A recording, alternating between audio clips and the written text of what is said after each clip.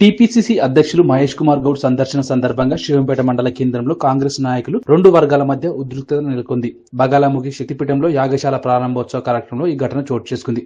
మెదక్ జిల్లా కాంగ్రెస్ పార్టీ అధ్యక్షులు ఆంజనేయులు గౌడ్, నర్సాపూర్ నియోజకవర్గ ఇన్ఛార్జ్ ఆవుల రాజిరెడ్డి, మాజీ ఎమ్మెల్యేలు మదన్ రెడ్డి, మైనంపల్లి హనుమంతరావు, జిల్లా గ్రంథాలయ సంస్థ చైర్మన్ సుహాసిని రెడ్డిలతో కలిసి టీపీసీసీ అధ్యక్షులు మహేష్ కుమార్ గౌడ్ కార్యక్రమంలో పాల్గొనేందుకు చేరుకున్నారు.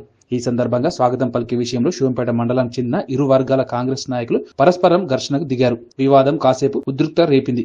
చివరకు సీనియర్ నాయకులు జోక్యంతో పరిస్థితి అదుపులోకి వచ్చింది. చాలా కాలంగా ఇరు వర్గాల నాయకులు తమ ఆధ్వర్యంలో వేర్వేరు పార్టీ కార్యక్రమాలు నిర్వహిస్తున్న సంగతి తెలిసిందే.